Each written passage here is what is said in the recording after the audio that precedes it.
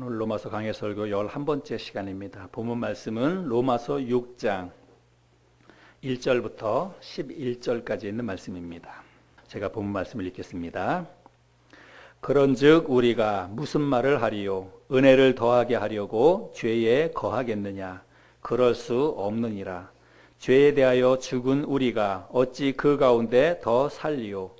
무릇 그리스도 예수와 합하여 침례를 받은 우리는 그의 죽으심과 합하여 침례를 받은 줄을 알지 못하느냐.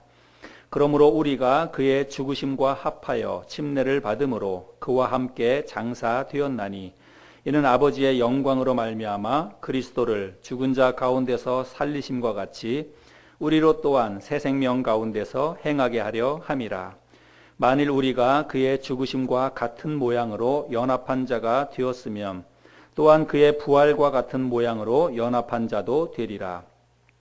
우리가 알거니와 우리의 옛사람이 예수와 함께 십자가에 못 박힌 것은 죄의 몸이 죽어 다시는 우리가 죄에게 종노릇하지 아니하려 함이니 이는 죽은 자가 죄에서 벗어나 의롭다 하심을 얻었음이라.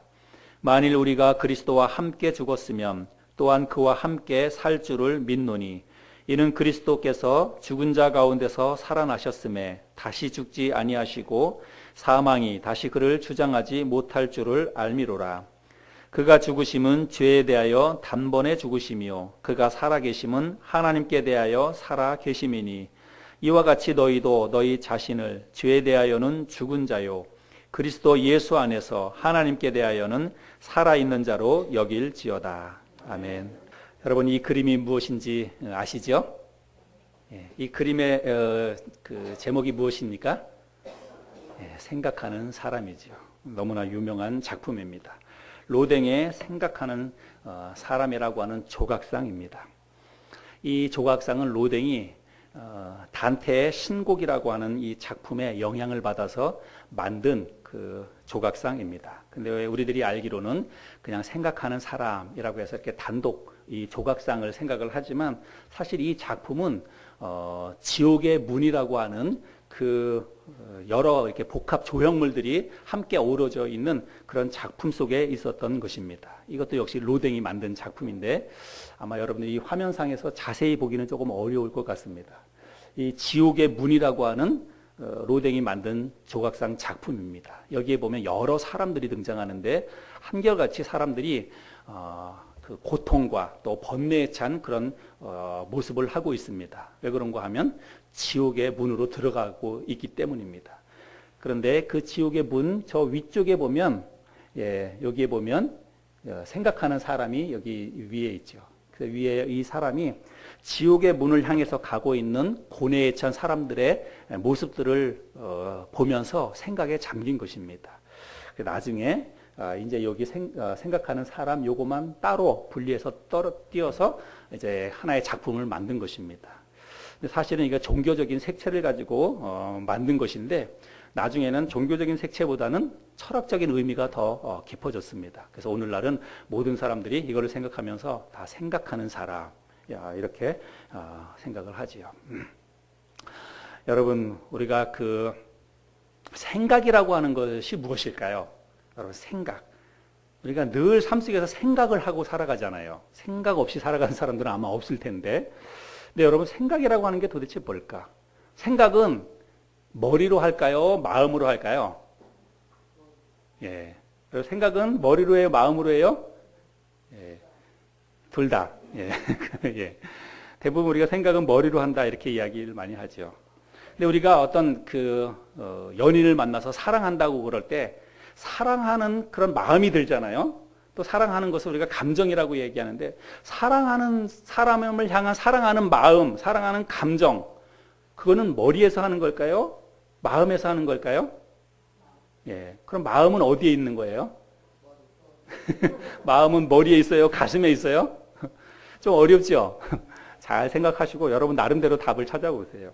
생각을 머리로 하는지 마음으로 하는지 뭐 그건 그렇게 중요한 것이 아닙니다. 그런데 중요한 것은 한 사람의 삶과 인생에 있어서 생각이라고 하는 것이 얼마나 큰 영향을 미치는지 우리는 그것을 잘 알 수가 있습니다. 철학자 데카르트라고 하는 사람이 나는 생각한다. 고로 나는 존재한다. 이렇게 말했습니다. 근데 여러분 이 말은 정말 잘 생각해 보세요. 이 말을 뒤집어서 생각해 보면 나는 생각한다. 고로 나는 존재한다. 그러면 생각을 하지 않는 나는 존재하지 않는다는 것입니다. 그렇죠? 예. 그래서 한 사람의 생각이 그 사람을 존재하게 하는 것입니다. 내가 무엇을 생각하느냐에 따라서 그 사람의 존재가 만들어진다라고 하는 것입니다. 그러니까 한 사람의 인생도 결국은 어디에서부터 출발이 되느냐, 그 사람의 삶이 어떻게 만들어져 가느냐라고 하는 것은 생각에 의해서부터 만들어져 간다라고 하는 것입니다. 그러니까 생각이 굉장히 중요한 것이죠. 오늘은 우리가 이 말씀을 통해서 그리스도인으로서 내 자신의 존재에 대해서 내가 과연 어떠한 생각을 갖고 살아야 하는가, 이런 것들을 우리가 말씀을 통해서 함께 좀 나눠보기를 원합니다. 오늘 우리들이 본문 말씀을 6장 1절부터 11절까지 말씀을 읽었는데, 오늘 본문 말씀을 읽으면서 관심을 가지고 좀 깊이 생각하면서 읽으신 분들은 아마 캐치를 하셨을 텐데, 오늘 본문 말씀 속에서 가장 많이 언급된 말씀, 반복해서 등장하는 단어가 있어요. 여러분 그게 뭘까요? 뭘까요? 자, 그럼 제가 한번 요약해서 한번 읽어드려 볼 테니까 여러분들이 한번 찾아보시기 바랍니다. 오늘 읽었던 말씀을 요약해 보면, 죄에 대하여 죽은 그의 죽으심과 합하여 그와 함께 장사되었나니 그의 죽으심과 같은 모양으로 우리의 옛사람이 예수와 함께 십자가에 못 박힌 것은 죄의 몸이 죽어 우리가 그리스도와 함께 죽었으면 너희 자신을 죄에 대하여는 죽은 자로 여길지어다. 계속해서 반복해서 등장하는 단어가 뭐예요? 죽었다라고 하는 것입니다. 죽었다. 이 말이 오늘 본문에서 여러 차례 등장을 합니다.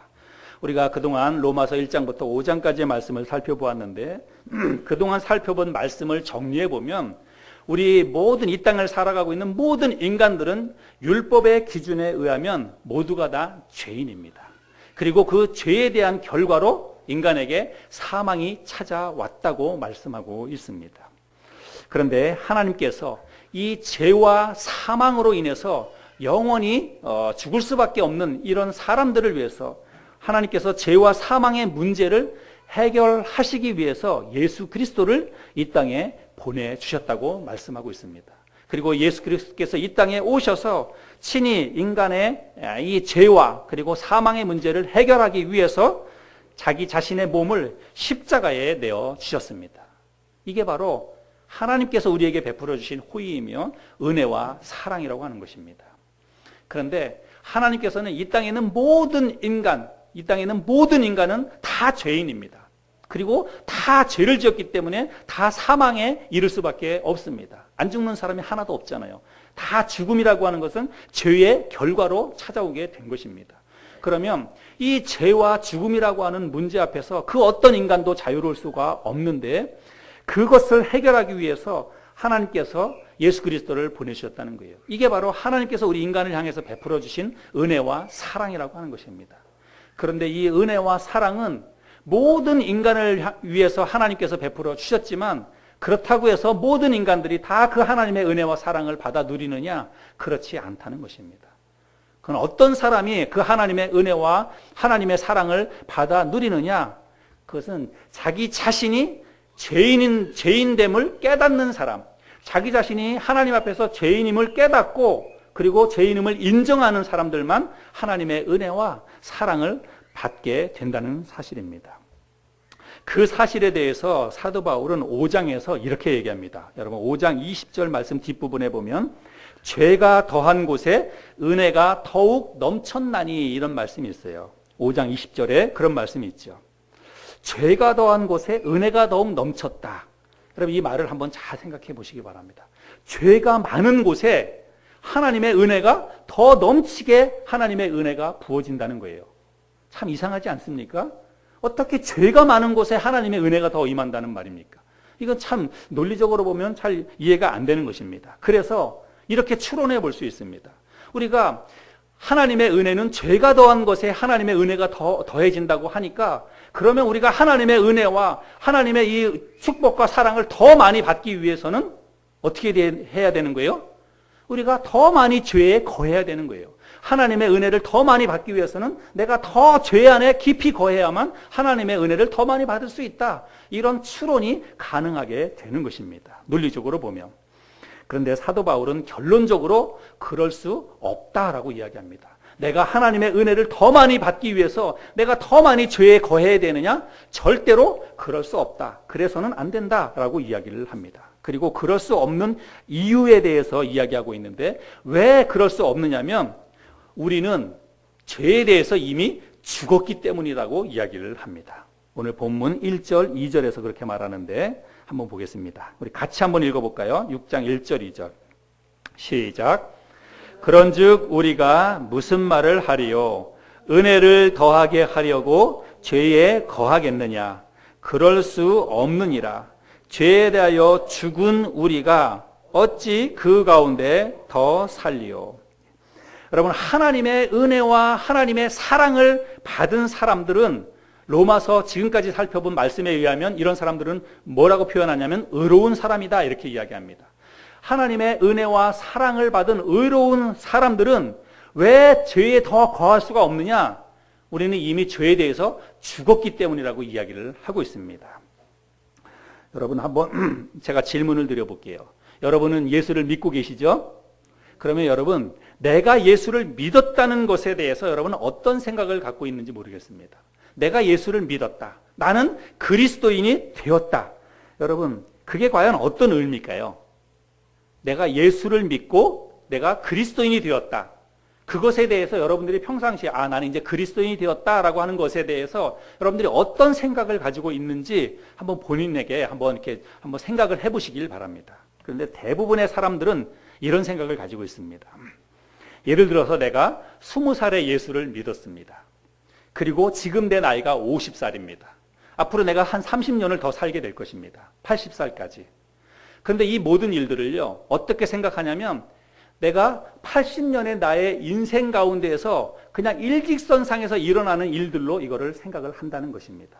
내가 태어나서 20살까지는 예수를 안 믿고 살다가 20살에 예수를 믿었고, 지금 내가 30년을 살아서 지금은 50살이 되었고, 그리고 앞으로 내가 30년을 더 살아서 80살까지 살 것이다. 이것을 일직선상에서 일어나는 일들로 생각을 한다는 것입니다. 그래서 내가 예수를 믿은 것은 80년의 나의 인생 가운데에서 내가 20살에 일어난 어떤 하나의 사건으로만 이거를 생각을 한다는 거예요. 그리고 예수를 믿고 난 다음에도 내가 그냥 80년 인생 가운데서 그냥 안 믿고 20년을 살고, 그리고 예수를 믿고 나서 지금까지 30년을 살고 앞으로 또 30년을 더 살아가게 될 것이다. 그냥 그렇게 일직선상에서 생각을 한다는 것입니다. 대부분의 사람들이 그렇게 생각을 하고 있는데, 여러분, 그렇게 생각하는 사람들에게 있어서 예수를 믿었다는 것은, 내가 그리스도인이 되었다는 것은 이런 의미일 가능성이 큽니다. 이제 나는 교회 다니기로 했다. 나는 이제부터 신앙생활 열심히 하기로 했다. 나는 이제 예수 믿었으니까 나는 이제 천국 가게 되었다. 나는 기독교인이 되었다. 그런 정도의 의미일 가능성이 크다라고 하는 것입니다. 근데 여러분, 이런 생각은 잘못된 생각입니다. 이런 생각은 성경적이지 않습니다. 성경은 하나님의 은혜로 말미암아서 의롭게 된 사람, 쉬운 말로 내가 예수 믿고 구원받았다, 예수 믿고 그리스도인이 되었다라고 하는 사람들에 대해서 성경에서는 뭐라고 얘기하냐면, 너는 죽었다, 그리고 다시 살아났다, 이렇게 이야기하고 있습니다. 예수 믿는 사람들은요, 내가 30살에 예수를 믿었다면 나는 30살에 죽은 것입니다. 그리고 예수 믿는 그 순간 나는 다시 살아나는 것입니다. 이게 성경에서 말하는 의미입니다. 정확하게 말하면 나는 예수 그리스도와 함께, 내가 30살에 예수를 믿었다면 나는 30살에 예수 그리스도와 함께 죽고, 그리고 예수 그리스도와 함께 나는 다시 살아난 사람입니다. 이게 성경에서 말하는 그리스도인의 의미입니다.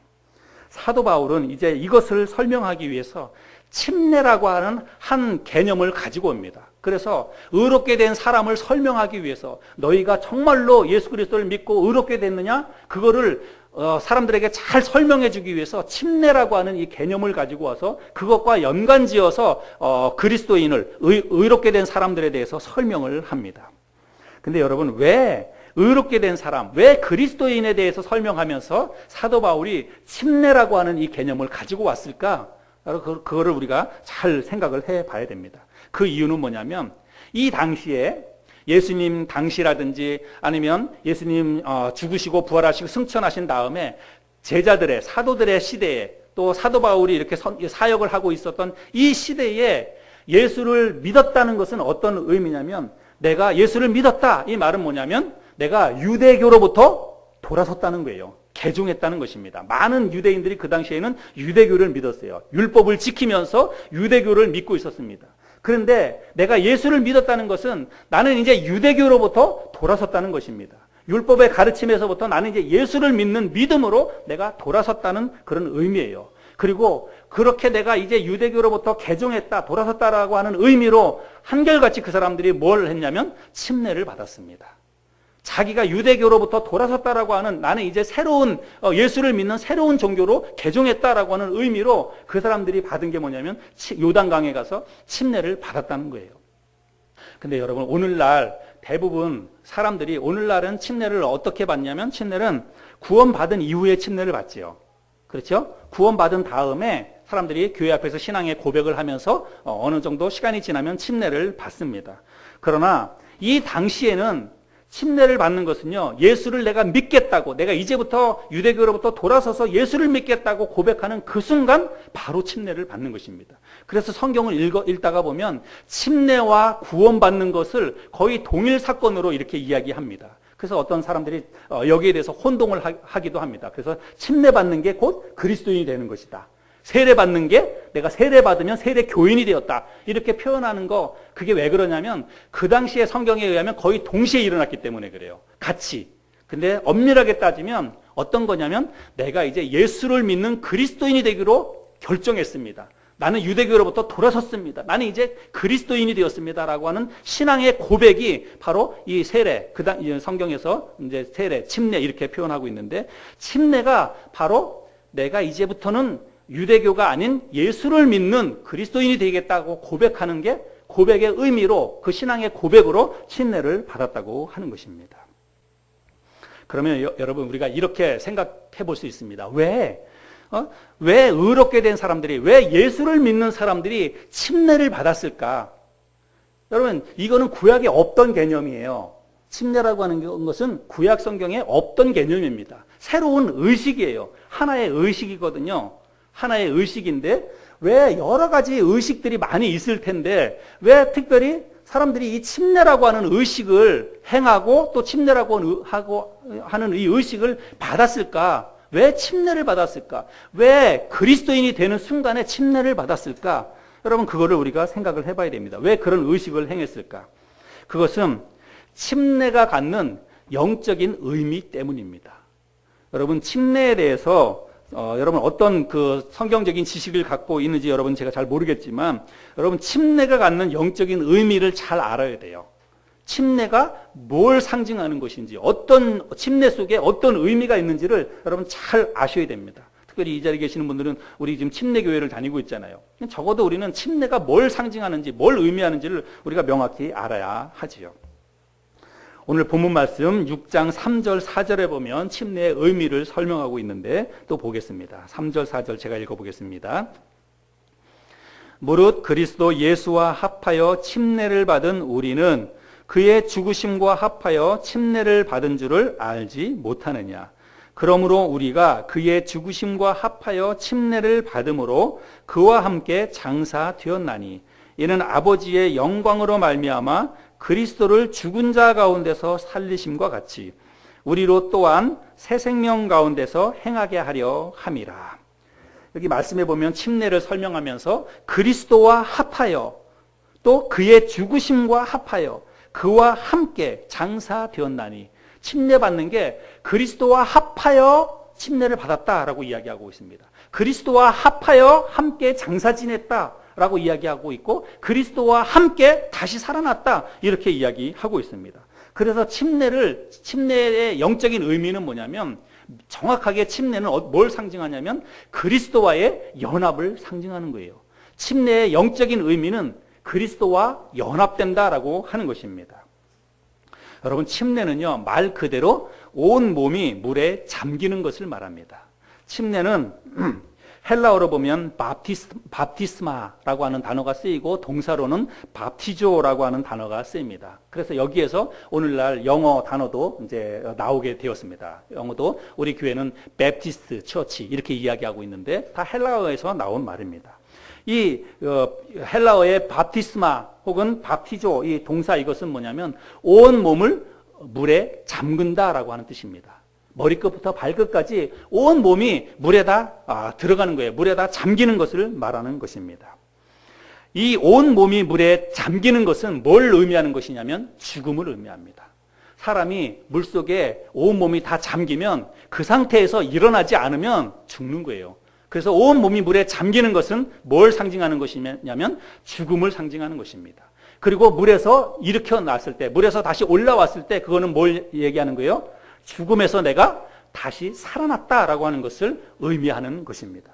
그래서 이 침례는 그리스도와의 연합을 의미하는 것인데 정확하게 그리스도와 내가 하나가 되었다는 것입니다. 그런데 뭐와 하나가 되었냐면 그리스도의 죽으심과 십자가의 죽으심과 그리고 다시 살아나는 것, 부활에 내가 연합이 되었다는 것을 말씀하고 있는 것입니다. 그래서 침례받는 것은 내가 그리스도와 함께 죽고 그리고 그리스도와 함께 내가 다시 살아났다라고 하는 것을 의미하는 게 바로 침례라고 하는 것입니다. 오늘 우리들이 읽은 성경도 사실은 세례라고 되어 있죠. 제가 침례라고 바꿔서 읽었습니다. 오늘날 우리나라 특별히 우리나라에서는 세례를 행하는 교회들이 대다수의 교회들입니다. 그런데 여러분 성경에는 세례라고 하는 말이 없습니다. 우리나라 성경에는 세례라고 되어 있지만 원래 성경에는 세례라고 하는 말 자체가 없습니다. 단 한 곳도. 세례라고 번역되어 있는 그 성경을 여러분들이 자세히 읽어보면 오늘날 교회에서 행하고 있는 세례 의식과 같은 그런 방식의 세례는 성경에 단 한 곳도 없습니다. 그런데 오늘날 많은 교회에서 세례를 행하고 있는 교회에서는 방식은 그렇지 않다 하더라도 우리는 의미는 똑같다 그렇게 설명을 합니다. 세례를 행하면서도 얼굴에 물 3번을 뿌린다든지 머리에 3번 물을 적신다든지 그렇게 세례 의식을 하면서 설명을 할 때는 방식은 예수 그리스도와 함께 죽고 다시 살아난 것입니다 라고 그런 의미를 거기다 부여를 할 것입니다. 그러나 여러분 같은 의미라고 말하려면 방식을 바꿔야 됩니다. 왜 방식을 바꿔야 하느냐? 오늘날 교회에서 행하고 있는 세례 의식을 통해서는 예수 그리스도의 죽으심과 다시 살아남을 표현할 수가 없습니다. 얼굴에 물 3번 뿌리는 것, 그리고 머리에 물 3번 적시는 것을 통해서 죽음과 다시 살아남을 어떻게 표현하겠다는 말입니까? 절대로 그거는 그렇게 표현이 안 되는 거예요. 물속에 사람이 잠기는 것은 그거는 죽음을 얼마든지 상징적으로 표현할 수 있습니다. 그리고 물에서 다시 일어났을 때 그거는 다시 살아났다는 것을 보여주는 거예요.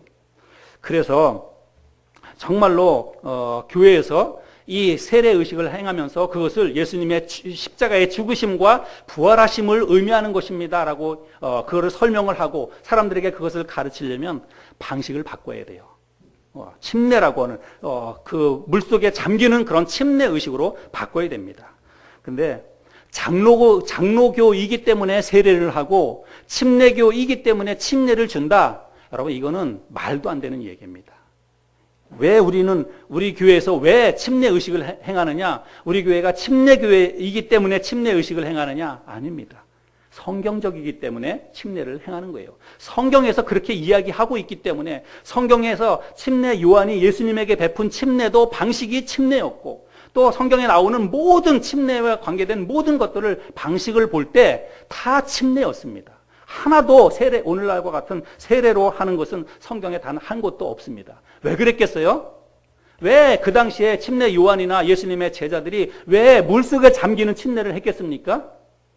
그게 바로 예수님의 죽으심과 부활하심, 다시 살아남을 보여주기 위해서 나도 예수님의 십자가의 죽으심에 나도 연합되었다. 예수님이 다시 살아난 것처럼 나도 다시 살아났다. 나도 다시 부활할 것이다. 라고 하는 신앙의 고백이 담겨 있어야 되기 때문에 반드시 침례를 행해야 한다는 것입니다.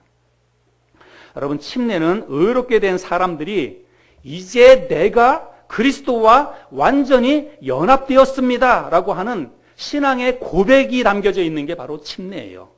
여러분, 여기 계시는 분들이 대부분 침례를 받았는데, 여러분, 그때에도 제가 이런 설명을 드렸지만, 여러분, 다시 한번 마음속에 다짐을 하시길 바랍니다. 그리고 여러분들이 확실히 아시기를 바랍니다. 침례는 그냥 통과 의례의 하나의 그냥 의식이 아니에요. 내가 이제 우리 교회의 회원이 되었다. 그거를 표현하기 위한 그냥 그 정도의 수준이 아니라고 하는 것입니다. 침례는 뭐예요? 내가 예수 그리스도와 함께 내가 죽었고 예수 그리스도와 함께 내가 다시 살아났습니다. 라고 하는 그 신앙의 고백이 바로 침례라고 하는 것입니다.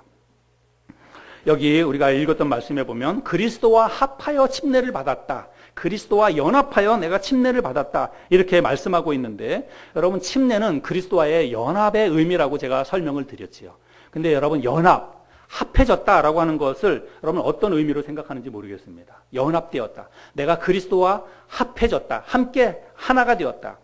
근데 여러분, 내가 그리스도와 함께 죽고 그리스도와 함께 다시 살아났다. 그리스도와 내가 완전히 하나가 되었다라고 하는 것을 제가 말씀을 드리지만 우리의 개념 속에는 내가 그리스도와 하나가 되었다라고 하는 개념이 아직까지 우리의 마음속에 잘 성립이 잘 안 돼요. 각자 따로따로입니다. 근데 제가 이렇게 설명을 드려보겠습니다.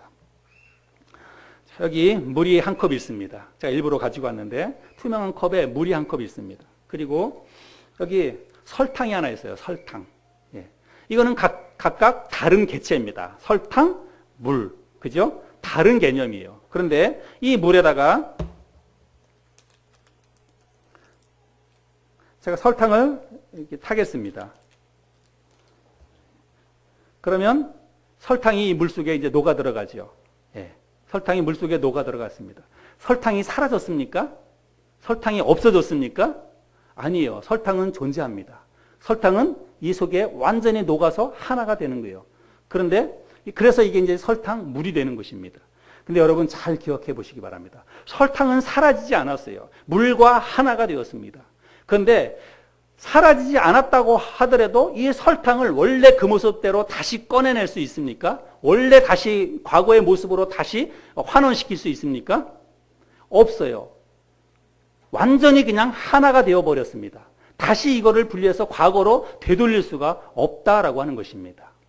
내가 그리스도와 하나가 되었다는 것은 그런 의미예요. 내가 그리스도와 이제 완전히 하나가 되었고 과거에 예수 믿기 이전에 내가 다로 독립된 다른 개체로 내가 다시 돌아갈 수 없다라고 하는 것을 의미하는 것입니다. 또 하나의 개념을 제가 설명해 보자면 포도나무가 있습니다. 포도나무. 포도 농사를 짓는 포도나무 과원지기가 이렇게 농사를 짓다가 보니까 어떤 나무, 포도나무 그 가지에서는 열매가 잘 열리지 않는 거예요. 그러면 어떻게 하냐면 열매를 맺지 않는 가지는 잘라버립니다. 그리고 나서 뭐 해요? 열매 잘 맺는 가지 하나를 잘라다가 거기다가 뭐 합니까? 접붙임합니다. 접붙임. 그러면 나중에 조금 지나면 접붙임한 그 가지가 그 나무에서 연결돼 가지고 거기서 뭐가 열려요? 잘 생긴 포도가 열리는 거예요. 근데 완전히 다른 가지 하나가 와가지고 여기다 접붙임을 하잖아요. 그런데 나중에는 이제 접붙임을 하면 그 접붙임한 가지는 그 포도나무와 하나가 되는 것입니다. 따로 뗄래야 뗄 수가 없는 거예요. 여러분, 이게 바로 그리스도와 연합되었다라고 하는 의미입니다. 우리가 그리스도와 연합되었다는 것은 내가 단지 이제 예수를 믿겠다. 내가 예수 믿고 내가 천국 가겠다. 내가 예수 믿고 이제는 그리스도인으로서 신앙생활 하겠다. 이런 의미가 아니라 내가 예수를 믿었다는 것은 나는 이제 완벽하게 그리스도와 하나가 되었다는 것입니다. 예수 그리스도의 십자가의 죽으심에 내가 동참해서 나도 죽었고 예수님이 다시 살아난 것처럼 나도 그리스도 안에서 다시 살아났다는 그런 의미인 것입니다. 그래서 예수를 믿고 그리스도인이 되었다는 것은 나는 이제 죄에 대하여 죽었다는 것이고 죄에 이끌렸던 옛사람에 대해서 완전히 죽었다는 것입니다.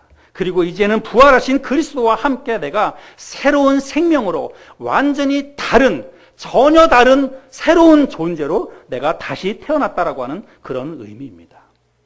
근데 여러분, 오늘날 예수 믿는 그리스도인들의 삶에 영적으로 많은 문제가 있습니다. 저에게도 문제가 많이 있고 여러분들에게도 문제가 많이 있습니다. 어떤 문제냐면 내가 예수를 믿는다고 하면서도 우리가 여전히 죄 가운데 살아갑니다. 내가 예수를 믿는다고 하는데도 내 신앙생활에 변화가 없어요. 오래 신앙생활을 했는데도 불구하고 내 신앙생활에 변화가 없습니다. 그럼 뭔가 잘못됐죠. 뭔가 잘못됐습니다. 근데 왜 잘못됐는지 아십니까? 우리의 생각이 잘못되었기 때문에 영적인 생활이 잘못되었다는 것입니다. 내가 예수를 믿는 것에 대한, 그리스도인이 되었다는 것에 대한 생각이 잘못되었기 때문에 우리의 신앙생활이 이렇게 문제가 생긴다는 것입니다. 이거는 어찌 보자면요, 첫 단추부터 우리가 잘못 깨었다라고 할 수가 있습니다. 예수를 믿는 것은 첫 단추잖아요. 내가 예수를 믿었다, 예수를 믿겠다고 결단하는 순간은 첫 단추입니다. 근데 첫 단추부터 우리가 잘못 깨면 그러면 옷이 다 삐뚤어지는 것입니다. 첫 단추는 예수를 믿었다는 것이 과연 어떤 의미인지, 예수를 믿는다는 것에 대한 내 생각이 어떠해야 되는지를 우리가 알아야 되는데 그 생각부터가 잘못되었기 때문에 우리의 신앙생활에 많은 신앙생활을 하면서도 죄 가운데 살아가고 신앙생활을 하는데도 불구하고 우리의 삶의 변화가 없는 것입니다. 우리는 오늘 예수를 믿는다는 것에 대해서, 내가 예수를 믿고 그리스도인이 되었다는 것에 대한 생각을 바꿔야 합니다. 여러분, 지난주에 우리 전도 집회하면서 강사로 오셨던 목사님께서 여러분들에게 질문을 드렸죠.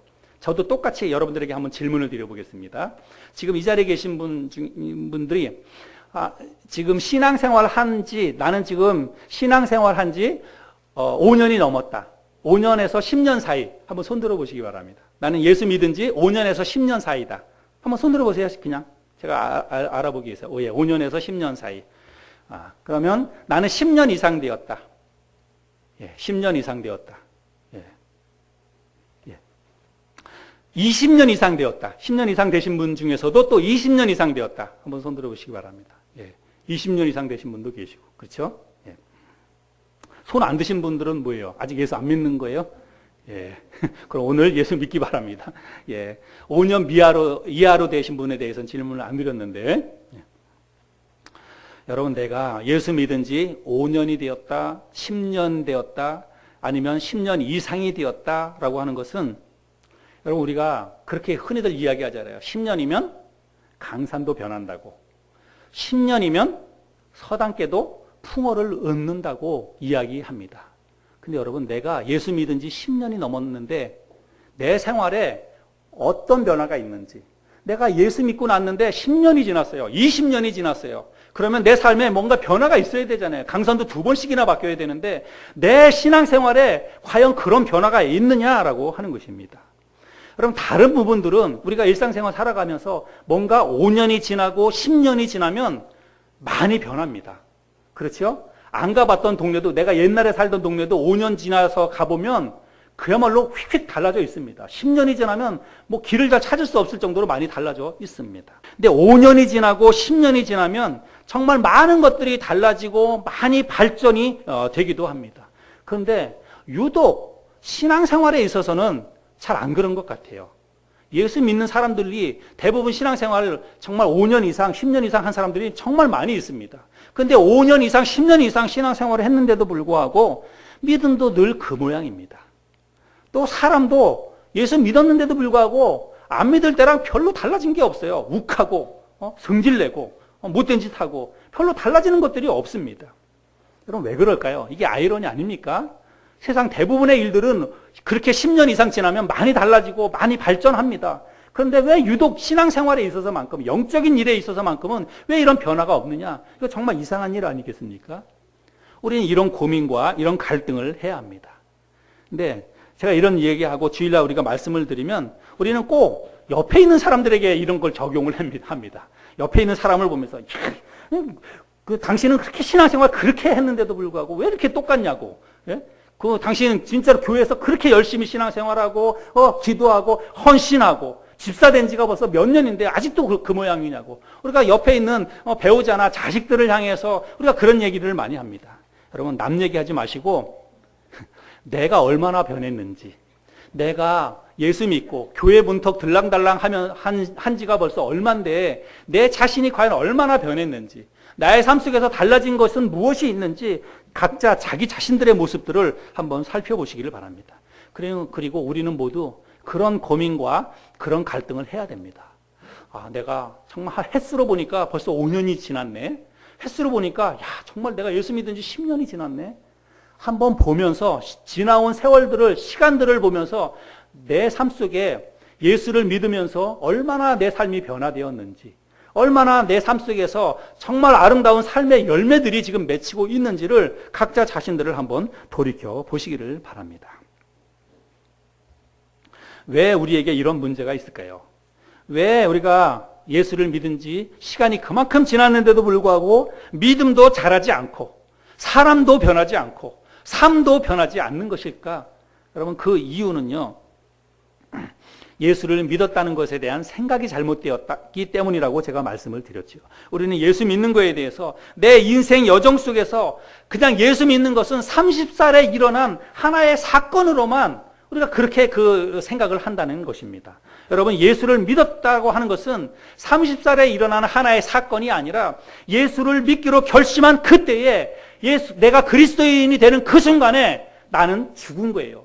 내가 30살에 예수를 믿었다면 30살에 나는 죽은 것입니다. 그리고 나는 다시 태어나는 거예요. 무엇으로? 그리스도인으로 다시 태어나는 것입니다. 우리가 그리스도인이다라고 하는 말은, 여러분, 그리스도인이라는 말을 여러분 어떻게 이해하시는지 모르겠습니다. 그리스도인. 우리가 그런 표현을 많이 쓰지요. 나는 그리스도인이다. 나는 크리스찬이다. 이런 말을 많이 쓰지요. 여러분, 그리스도인이라고 하는 말은 예수를 믿는 사람들에게 붙여지는 그런 이름이 아니에요, 사실은. 예수를 믿는 사람들이 그리스도인이 아니라 예수 그리스도와 연합된 사람들이 그리스도인입니다. 내가 예수 그리스도와 완전히 하나가 된 사람들이 바로 그리스도인이에요. 예수와 함께 나는 죽었고 예수 그리스도와 함께 나는 다시 새로운 생명으로 다시 태어났습니다. 새로운 생명으로 다시 태어난 사람이 바로 그리스도인이에요. 나는 죽고 다시 태어나는 것, 그것이 바로 그리스도인입니다. 여러분, 예수를 믿었다, 내가 그리스도인이 되었다는 말 속에는 어떤 것이 포함되냐면 반드시 죽음과 단절이 들어갑니다. 그리고 다시 살아나는 것이 그 개념 속에 들어가는 거예요. 근데 많은 사람들이 그렇게 생각을 하지 않기 때문에 삶 속에서 문제가 일어나는 거예요. 그냥 예수 믿기 이전에 그 사람과 예수 믿은 다음에 그 사람이 동일선상에서 그냥 계속 살아가는 거예요. 예수 믿은 그 사람과 30살에 예수를 믿었다면 그 전에 살아왔던 그 사람과 30살에 예수 믿은 그 사람과 같은 사람이에요. 같은 생각으로 그냥 같이 살아갑니다. 그냥 신앙생활은 그냥 주일날 교회 가서 기도할 때나 성경 읽을 때나 그냥 신앙생활이고, 사람이라고 하는 사람은 그냥 같은 사람입니다. 그리고 생각도 같아요. 생각의 변화가 전혀 단절이 없습니다. 예수 믿기 이전과 예수 믿은 이후의 삶에 어떤 단절이, 구분이 전혀 없이 그냥 그 상태로 그냥 살아가기 때문에 우리가 여전히 죄에 대해서 살아가고, 그리고 여전히 우리의 삶 가운데 변화가 일어나지 않는 것입니다. 내가 그리스도인이 되었다, 그렇게 여기고 그렇게 생각하는 사람들은 반드시 죄에 대하여는 나는 죽었다, 그리고 하나님께 대하여는 나는 살아있다라고 여기라는 것입니다. 여기라는 말은 뭐예요? 그렇게 받아들이고 그렇게 생각하라는 것입니다. 그래서 내가 그리스도인이 되었다라고 본인 스스로에게 그렇게 생각하는 사람, 여러분, 나는 그리스도인입니다 라고 본인이 그렇게 자기 자신에 대해서 그렇게 생각하는 사람은 이렇게 생각해야 돼요. 나는 죄에 대해서 나는 죽은 사람이다, 그리고 나는 하나님께 대해서 살아있는 사람이다 라고 본인 스스로 그렇게 여기라는 것입니다. 그렇게 생각하라는 것입니다. 그런데 여러분, 우리는 죄에 대하여는 죽은 자로 하나님께 대하여는 살아있는 자로 여겨야 되는데, 여러분, 우리는 이것을요 반대로 생각하고 있습니다. 정확하게 우리는 이것을 지금 반대로 생각하고 실제로 삶 속에서 반대로 살아가고 있습니다. 여러분, 제가 질문을 드려볼게요. 죽은 자와 살아있는 자의 차이는 무엇입니까? 죽은 자와 살아있는 자는 결정적으로 큰 차이가 있어요. 그럼 죽은 자와 살아있는 자는 어떤 차이가 있습니까? 여러분, 죽은 자와 살아있는 자의 가장 현격한 차이는 뭐냐면 반응입니다. 반응이 있고 없고. 죽은 사람에게 아무리 집안에 있는 좋은 경사스러운 일을 갖다가 죽어있는 사람 앞에 가가지고 알려보세요. 반응합니까? 좋아합니까? 손뼉치고 박수치고 웃고 즐거운 일에 대해서, 슬픈 일에 대해서 아무리 슬픈 일을 죽은 사람 앞에 가서 이야기해보세요. 반응을 합니까? 못합니다. 아무리 산의 진미를 죽은 사람 앞에 갖다 차려놓고 제사를 지내보세요. 죽은 사람이 그것에 대해서 수고했다, 고맙다, 나를 위해서 차려주니까 내가 잘 먹고 가겠다 라고 이야기합니까? 반응합니까? 죽은 사람은 그 어떤 일에 대해서도 절대로 반응을 하지 않습니다. 왜요? 죽었기 때문에. 죽은 사람은 반응을 할 수가 없습니다. 반대로 살아있는 사람들은 아주 작은 것에 대해서도 반응을 보입니다. 여러분, 예수를 믿는다고 하면서도 우리가 여전히, 내가 예수를 믿는다고 하면서도 내가 여전히 죄 가운데 사는 이유는 뭐냐면 우리가 죄에 대해서 반응하기 때문이에요. 죄에 대해서 반응을 하기 때문에 우리가 죄 가운데 살아가는 것입니다. 죄의 유혹이 다가올 때 내가 죄에 대해서 죽었다면 반응을 하지 않아야 되는 거예요. 근데 내가 죄에 대해서 반응을 보이는 이유는 뭐냐면 죄에 대한 유혹이 올 때마다 그 유혹에 이끌려가는 것은 뭐냐면 내가 죄에 대해서 살아있기 때문에 그렇다는 것입니다. 반대로 우리가 신앙생활을 열심히 하고 신앙생활을 그렇게 오래 했는데도 불구하고 내 삶이 변하지 않아요. 내 삶에 변화가 없고 또 인간이 달라지지 않는 이유는 뭐냐면 우리가 하나님께 대하여는 살아있는 자로 여기고 하나님께 대하여는 반응을 보여야 됩니다. 살아있기 때문에 반응을 보여야 되는데 오히려 우리는 하나님께 대해서는 죽어 있어요. 하나님께 대해서는 반응을 보이지 않습니다. 하나님의 말씀에 대해서, 성령의 인도하심에 대해서, 성령의 꾸짖음과 깨닫게 해주심에 대해서 우리가 반응을 보여야만 살아있는 것인데 오히려 그것에 대해서는 우리가 반응을 보이지 않습니다. 하나님의 말씀이 어떻게 선포되든지 간에 무감각합니다. 감각이 없어요. 하나님의 성령께서 죄에 대해서 깨달음을 주시는데도 불구하고 그거를 소멸시켜버립니다. 죽은 거예요. 여러분, 우리 그리스도인들은 죄에 대해서는 죽은 자로 여겨야 되고 반대로 하나님께 대해서는 살아있는 자로 여겨야 합니다. 그것이 그리스도인이에요. 그것이 바로 그리스도인들의 삶의 모습이고 태도여야 합니다. 그런데 우리는 정확하게 그것을 지금 반대로 생각하고 반대로 실제 생활에서 반대로 우리가 그렇게 살아가고 있는 게 문제이죠.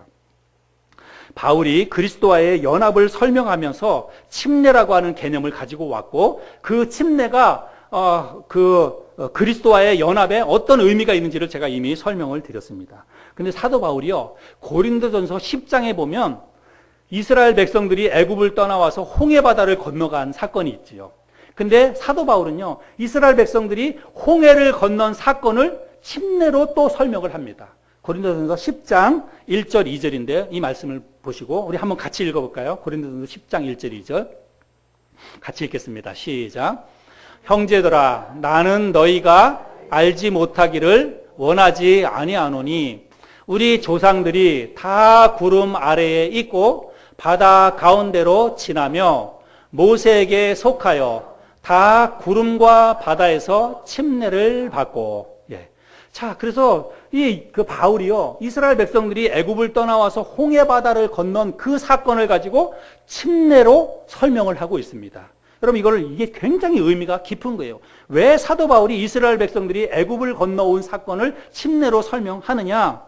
여러분, 이스라엘 백성들이 홍해를 건넌 것은 애굽과의 완전한 절교, 완전한 단절을 의미하는 것입니다. 이스라엘 백성들이 애굽을 떠나와서 홍해 바다를 건너는 그 순간 그들은 다시는 애굽으로 돌아갈 수가 없는 것입니다. 애굽으로 다시 돌아가려면 그들은 홍해를 건너야 되는데 다시 돌아가는 홍해 길은 열리지 않습니다. 다시 애굽으로 돌아가려면 그들은 죽게 되어 있는 것입니다. 그래서 한번 건너온 그 홍해 바다는 절대로 다시 돌아갈 수가 없어요. 그런데 그럼에도 불구하고 여러분 이스라엘 백성들 우리가 구약 성경을 읽어보면 이스라엘 백성들은요 틈만 나면 애굽을 그리워합니다. 그리고 틈만 나면 애굽으로 되돌아가려고 모의를 꾸밉니다. 그런 사람들이 다 어떻게 됐는지 여러분 성경을 통해서 우리가 확인할 수 있지요. 애굽을 꿈꾸고 애굽으로 되돌아갈 것을 사모하고 애굽으로 되돌아가기로 결단하고 그렇게 했던 사람들이 다 어떻게 됐습니까? 광야에서 다 죽었습니다. 그 출애굽했던 1세대들은 다 광야에서 죽었습니다. 여러분, 과거로 되돌아가는 것은 뭘 의미하는 거예요? 죽음을 의미하는 것입니다. 우리가 내가 그리스도인이 되었다. 내가 이제 예수를 믿는 그리스도인이 되었다. 그런데도 불구하고 내가 세상으로 다시 생각하고 예수 믿기 이전의 삶으로 다시 돌아가는 것은 뭐예요? 그거는 죽음이에요. 그거는 영적으로 하나님과의 단절이고 영적인 죽음입니다. 내가 계속해서 죄의 유혹을 받아서 계속해서 예수 믿었는데도 불구하고 나는 죄에서 죽었고 그리스도인으로서 다시 태어났는데도 불구하고 다시 살아났는데도 불구하고 내가 여전히 죄 가운데 돌아가는 것은 그 순간에 나는 죽은 거예요. 영적으로 이미 하나님 앞에서 나는 죽은 것입니다. 또 우리가 하나님에 대해서 무감각한 것, 하나님의 말씀에 대해서 무감각한 것도 역시 죽은 것입니다. 하나님의 말씀에 대해서 무감각하고 또 하나님의 성령의 인도하심에 대해서 무감각한 것은 여러분 그것은 영적으로 내가 죽은 것을 의미하는 것입니다. 오늘 이 말씀을 통해서 여러분 분명하게 기억하시기를 바랍니다. 내가 그리스도인이 되었다. 이 말은 어떤 의미냐면 나는 지금까지 내가 어떠한 인생을 살아왔든지 간에 내가 예를 들어서 30살에 예수를 믿었다면 나는 30살까지 어떤 인생을 살았든지 간에 나는 30살에 죽은 것입니다. 그 과거의 30살의 인생은 이미 없어져 버린 거예요. 다 끝나버린 것입니다. 그리고 30살 이후에 살아가는 것은 그 사람이 그냥 살아가는 것이 아니라 나는 완전히 다른 사람으로 내가 다른 인생을 살아가는 것입니다. 이것이 성경에서 말하는 그리스도인의 명확한 의미예요. 내가 그리스도인이 되었다는 것은 나는 이제 그리스도와 함께 십자가에서 나는 이미 죽었고 나는 그리스도와 함께 다시 살아나서 이제는 새로운 인생으로 그리스도와 연합된 인생으로 나는 새로운 삶으로 다시 살아간다는 그런 의미입니다. 그래서 우리의 가치관도 우리의 삶의 목적도 또 삶의 방식도 다 바뀌어야 되는 거예요. 어떻게요? 그리스도처럼 바뀌어야 됩니다. 내 안에 그리스도가 사는 거예요. 그래서 이제는 내가 사는 것이 아니라 오직 내 안에 그리스도께서 사는 것입니다. 그래서 무엇을 결정하거나 무엇을 선택하거나 할 때마다 우리는 내가 결정하고 내가 생각하는 대로 내 마음이 이끄는 대로 내 육체가 이끄는 대로 그렇게 생각하고 그렇게 결단해서 살아서는 안 된다는 말입니다. 무엇을 결단하거나 무엇을 생각할 때마다 그리스도를 내 안에 계시는 그리스도가 주장하도록 그리스도가 그것을 다 결정할 수 있도록 우리는 다 내어 맡겨야 됩니다. 그러려면 생각해야 돼요. 아, 나는 죽었지. 나는 아무것도 주장할 게 없지. 내 안에 계시는 그리스도만 살아 계시는 것이지. 그러니까 그리스도께서 어떻게 하실까? 이 일에 대해서 그리스도는 무슨 결정을 하시고 어떻게 이 일을 이루어 가실까 생각하면서 그분께 내 삶을 내어 맡겨야 된다는 것입니다. 내 옆에 아무리 못나고 아무리 못된 짓을 하는 자식이 있거나 뭐 한다 할지라도 남편이 있거나 또는 아내에 대해서 내가 욱하는 성질을 부리고 뭐 어떤 일이 있을 때마다 그냥 내 성질이 드러나고 내 자아가 다시 살아날 때마다 우리는 내 자신에게 대해서 나는 죽었지 생각해야 돼요. 남편에 대해서 아내에 대해서 뭐라고 자식에게 대해서 내가 막 해버리고 싶고 세상 사람들에게 대해서 내가 막 성질을 내고 싶고 그럴 때 여러분 나는 없는 거예요. 나는 이미 죽은 것입니다. 예수를 믿은 순간에 죽었는데 죽은 사람이 뭐에 대해서 반응합니까? 아무리 나에 대해서 내 어떤 자존심을 긁어내고 내 화를 북돋는다 하더라도 여러분 죽은 사람은 반응하지 않아요. 내가 뭔가 반응한다고 하는 것은 내가 자꾸 살아나는 거예요. 내가 자꾸 살아나는 것입니다. 근데 여러분 우리는 스스로 나는 죽었지를 계속해서 고백해야 됩니다. 오늘 읽었던 말씀 11절이 핵심인데 너는 죽은 자로 여기라 라고 이야기하고 있습니다. 예? 죄에 대하여는 죽은 자로 여기고 그리고 그리스도 안에서 하나님께 대해서는 살아있는 자로 여기라는 것이에요. 여기라는 말을 여러분 잘 기억하시기 바랍니다. 생각하라는 거예요. 계속 그렇게 생각하라는 것입니다. 나에 대해서는 계속해서 나는 죽었지. 죄에 대해서도 반응하지 않도록 나는 죄에 대해서 죽었지. 죄의 유혹이 올 때마다 나는 죽었지라고 선언하면서 반응을 하지 않아야 된다는 사실입니다. 그리고 오히려 우리는 하나님께 대해서만, 영적인 것에 대해서만, 하나님의 말씀과 내 안에 살아계시는 그리스도와 성령의 인도하심에 대해서만 반응을 보여야 된다는 거예요. 우리가 이렇게 살아가지 않으니까 패배하는 거예요. 이런 생각을 갖지 않으니까 우리가 삶 속에서 변화가 없고 계속해서 죄 가운데 사는 것입니다. 오늘 우리가 함께 나눈 말씀을 여러분 잘 기억하시면서 나는 죄에 대해서 죽은 자로 여기고 하나님께 대해서만 살아있는 자로 여기며 살아가는 저와 여러분들이 될 수 있기를 바랍니다.